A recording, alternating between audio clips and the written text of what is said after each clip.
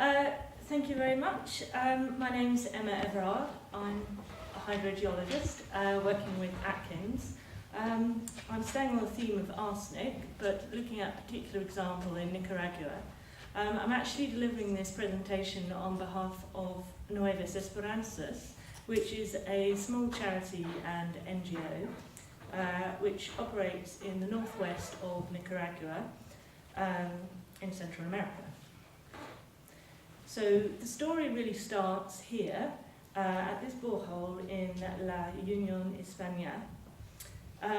In 1998, there was widespread damage from Hurricane Mitch, and this resulted in a large number of housing projects. So there were two new communities built in this area, La Unión España and Nuevo Amanecer. Unfortunately, when they were building these new communities, they didn't really give a great deal of thought to where the water was going to come from. And it turns out there was no easy access to water. So another NGO actually drilled a borehole here, which it turns out the water was very hot because it's an area of geothermal activity. The water was about 50 degrees C, so they had to come up with quite an elaborate cooling mechanism. But most fundamentally, they didn't actually test at all for arsenic. So this borehole was in operation for approximately 10 years, and it wasn't until actually the pump broke that they discovered that there was an arsenic problem. So as a result, approximately 950 people were drinking arsenic-contaminated water, on average about 300 parts per billion, which is clearly well above the World Health Organization limit of 10 parts per billion. So really this is an example of a multi-phase project. Arsenic was first discovered in 2007, but at first they didn't actually know what to do about this, and it wasn't until 2010, when the pumps broke, that people actually started to talk about the arsenic contamination. And Nuevas Esperanzas actually became involved when the mayor asked if they could help look for an alternative source. So initially the solution was envisaged to be another borehole, but when the water was tested, nearby boreholes, it was discovered that the problem was much bigger than it expected and spanned a much wider area. So from that point on, the work really split into two strands. The first strand was looking for a solution for these two communities that were badly affected, and the other strand was identifying the scale of the problem and considering how best to resolve that. So the main problem really was that the local sources of water with high levels of arsenic, or else there were much further sources of water where there was much less flow, but there was no arsenic. So the first thing that the charity did, rather controversially, was to put a well that was slightly less affected in Nueva Amanecer back into use. So they did this by creating a new distribution system, laying pipes through about 8 kilometres and ensuring that each house had some hot water running to it. And that, although the water coming out of the borehole was hot, and it was still contaminated with arsenic up to about 45 parts per billion, it did reduce the sort of demand on the people for actually having to go out and walk and collect water. So instead of having to walk 2 kilometres every day, they had a certain amount of water that they could use just for bathing or washing clothes, for example. And then they just had to collect a smaller amount of water for drinking. So that was the first phase of the project.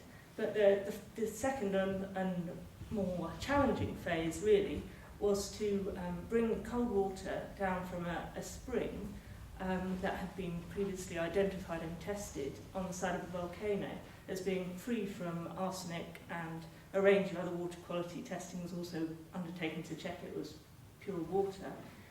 So the project actually took this cold water from the spring, at a place called Agua-Fria, and brought it down the mountainside to the communities at the bottom. So here's a picture of the spring. And then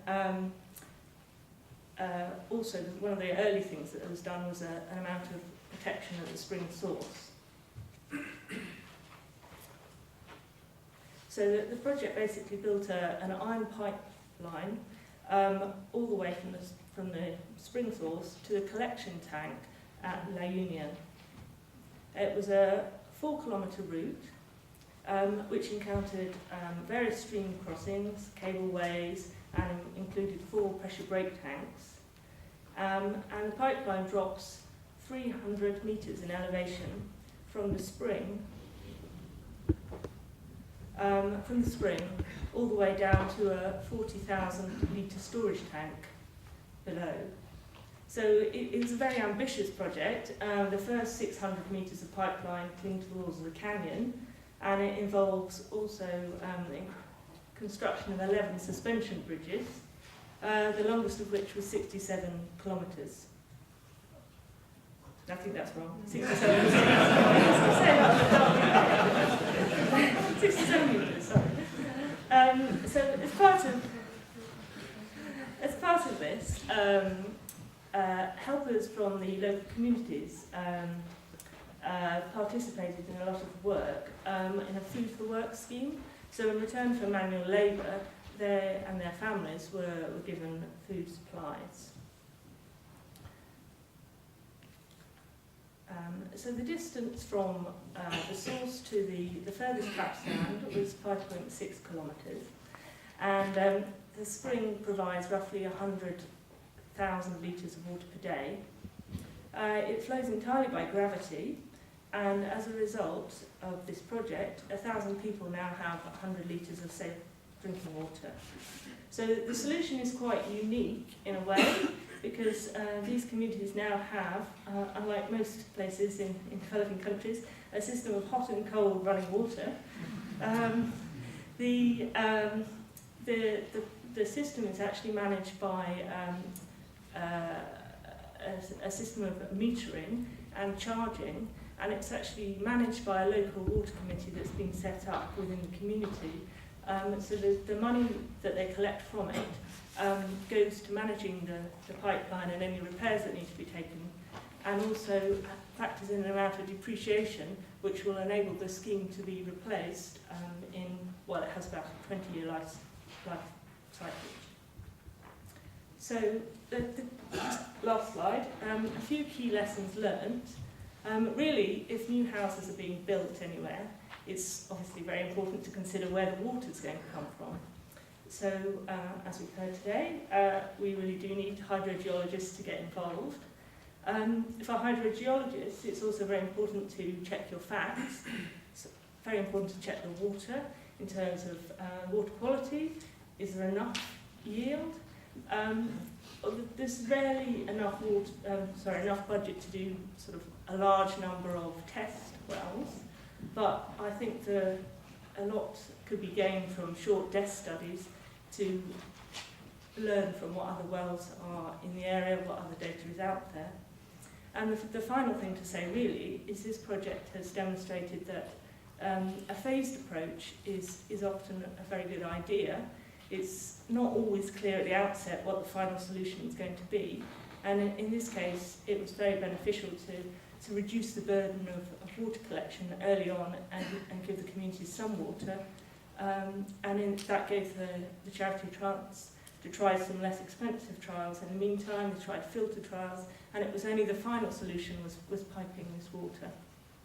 So that's the final slide. If you'd like to learn any more about it, this is the charity website, and there are also a few leaflets in the library.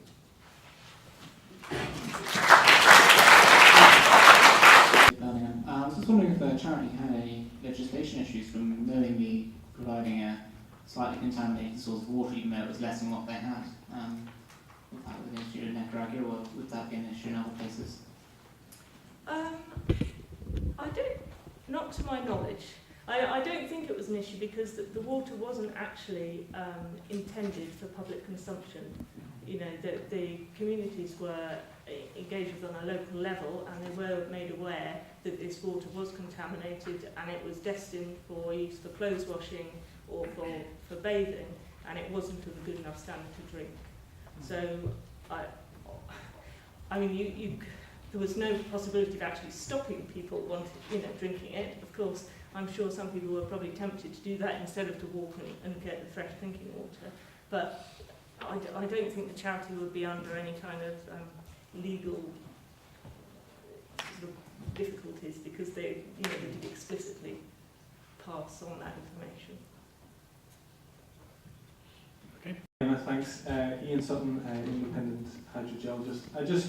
Along the similar lines, how did you help the guys there to distinguish which tap to use and which tap to drink from and which tap to wash from, and how easy was it, and what difficulties did you run into? I don't think that was really a problem, because I think the original water that they were getting was hot. And when they first laid the mains distribution system in the pipeline, before they'd started work on the spring, it was piped to everybody's house, and it was hot water. And I think that was what they'd been used to in the past. Whereas there was obviously a lot of community involvement in this pipeline, and when that arrived, instead of coming directly to the houses, it's coming to a number of sort of tap stands within the communities. That there's one tap stand for every so many houses, so they have to go and collect it still, but obviously it's very close to their houses, and that is cold water. So I don't think there's too much difference, confusion in people's minds as to which water is which. And also I think that the two sources are metered as well.